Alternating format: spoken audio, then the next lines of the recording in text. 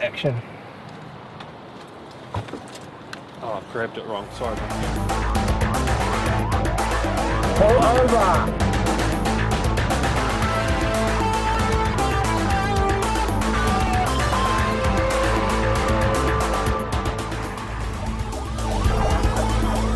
The cops were involved in a high-speed pursuit in the big city.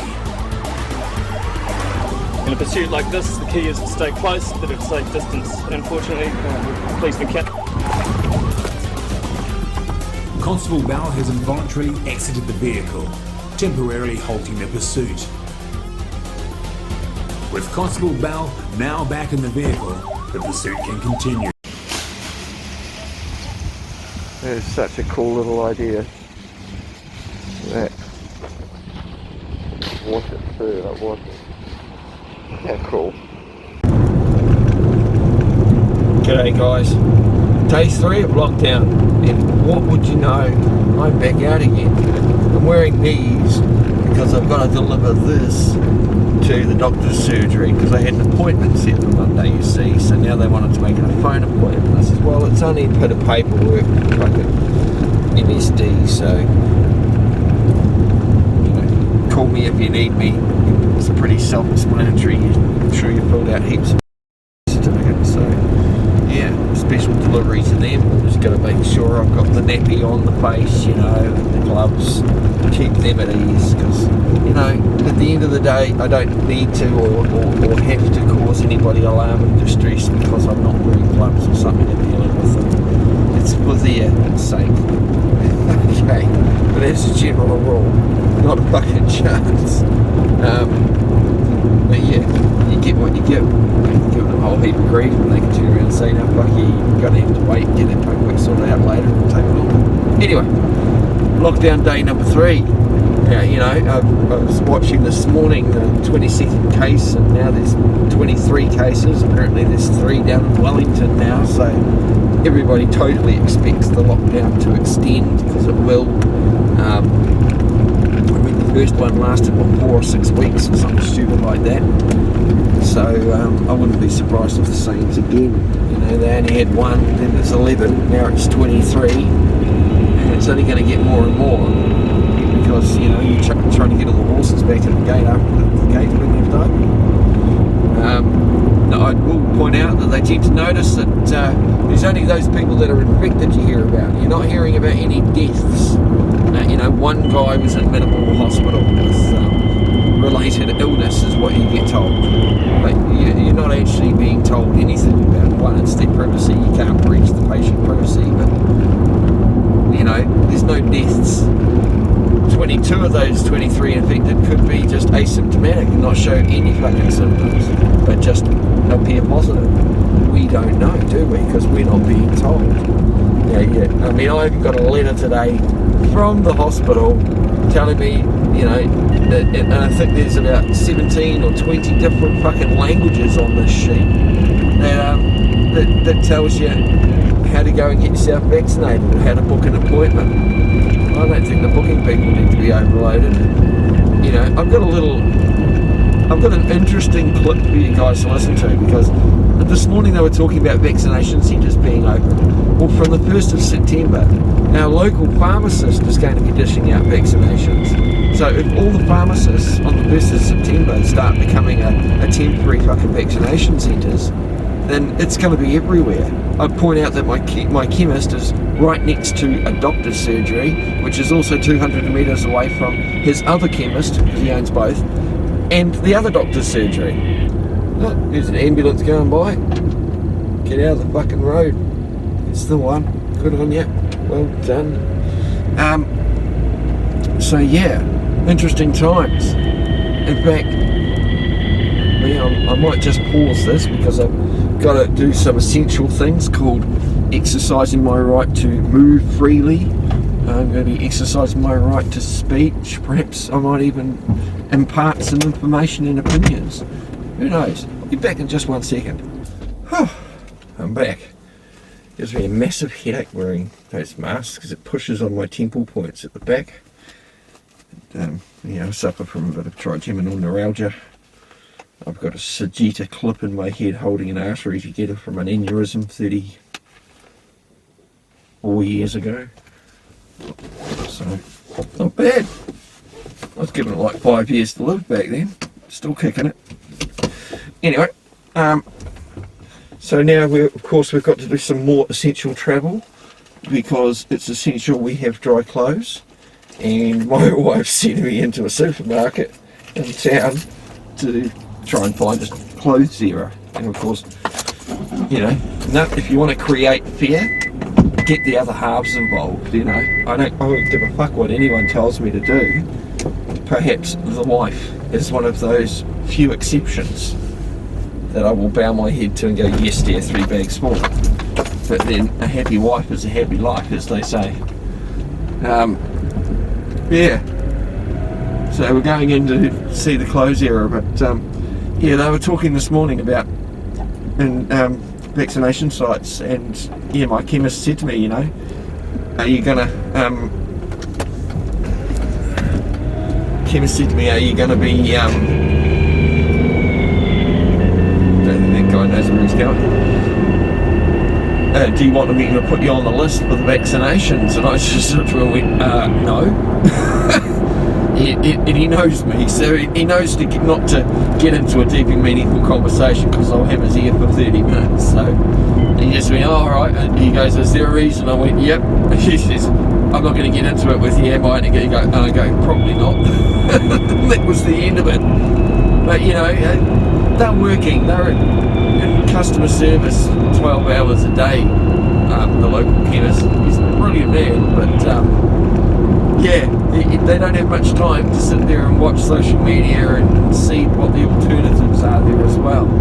You know, on the document from the health department today that I got in the letter, everyone got a letter, wife got one too, telling you how to book an injection. Yay, you know, well, just like any other injection, no fucking thank you. I mean, I've got a court hearing from a lawyer called Sue Gray from back in June, and Sue Gray was in the High Court filing, I'm not too sure, it was about the proof of the efficacy and how good the vaccines were. New Zealand has bought 10 million vaccines from Pfizer. They're just getting them shipped to them in different amounts, which is why we only no doubt have 600,000 at the moment. 3 million of them apparently have gone over to the islands, you know, Fiji, Cook Islands, all that sort of jazz. But yeah, there's only 600,000, as the health minister was saying this morning on the TV. So yeah, it's very interesting, because even Pfizer themselves asked New Zealand government not to release the vaccines because they haven't been fully safety tested, and it's going to take 2 years to do a full safety testing. Well, quite frankly, given how remotely I live, and I really don't have a lot of contact with people out and about anyway, I just do my own thing. Yeah, I'm pretty low on the category of catching it. Now, my wife has a heart condition, which is why I have to be cautious. You know, the old, you don't want to take it home to your family. Well, I mean, my wife came out yesterday with me. You know, she had her shopping to do just as much as I did, you know. So, yeah, we got that sorted. But, you know, she took all the precautions, as I'm sure she should. Wore the mask, wore the gloves, all was well with the world. You know, the only thing is with gloves, it makes it difficult to use the hand sanitizer, doesn't it? Anyway, so yeah, day 3 of lockdown. And the point I'd like to get to, just to finish off with everybody, is quite frankly, exercise is essential.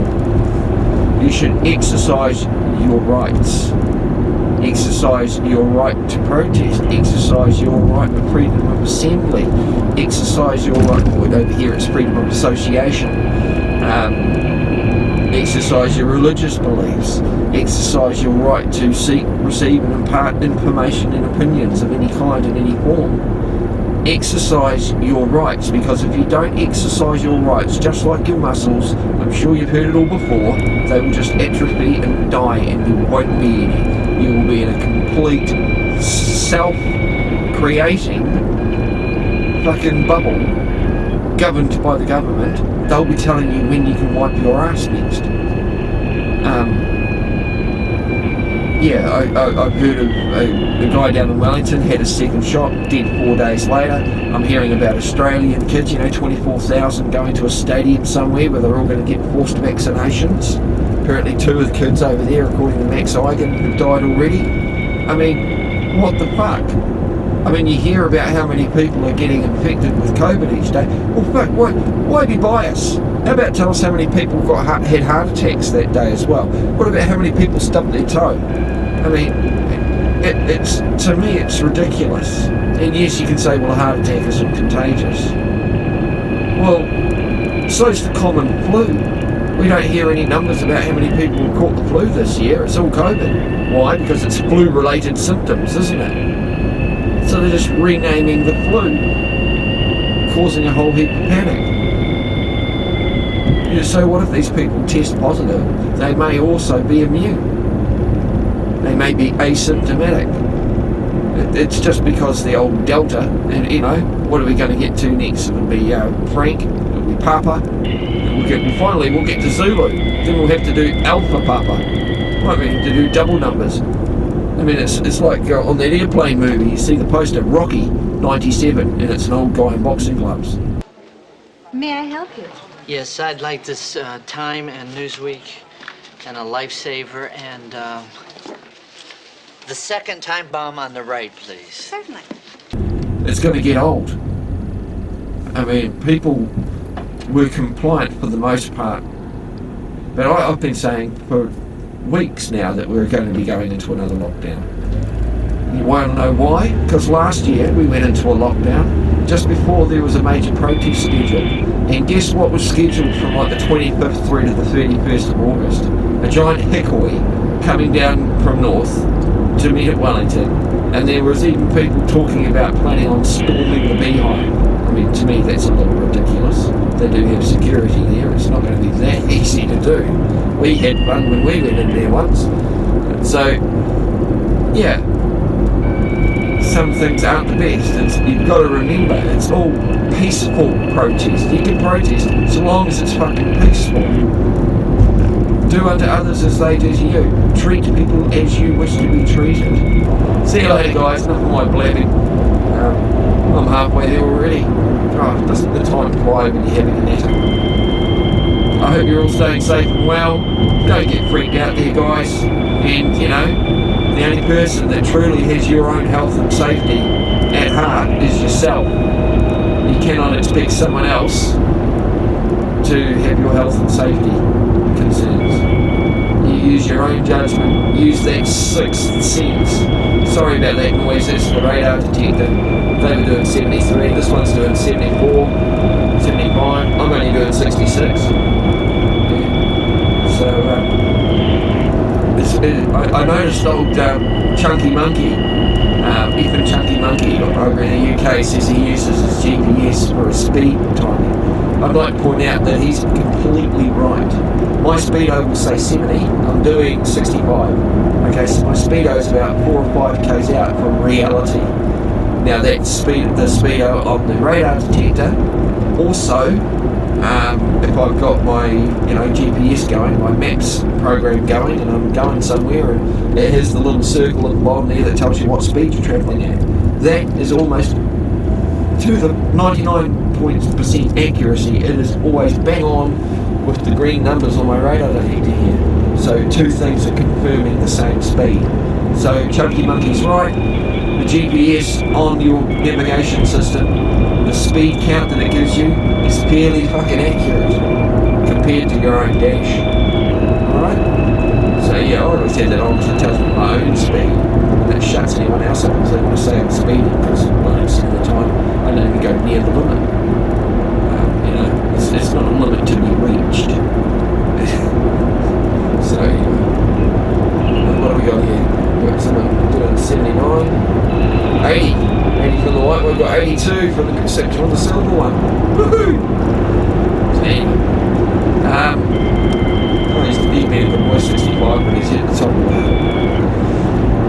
Alright guys, till next time, catch up with you. I'm having a good day of help today, I'm not feeling too bad, so catch us later. So in a nutshell, we won't be going into the situation, we don't have time, but we will assist with the rolling cone off.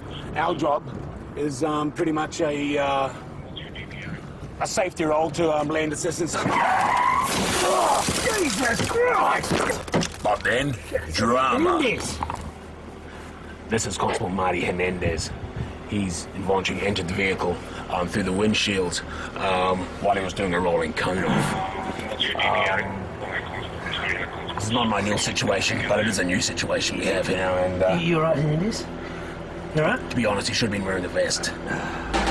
Just hit subscribe if you would like to make following easier for you. I look forward to catching up with you next time. All the best.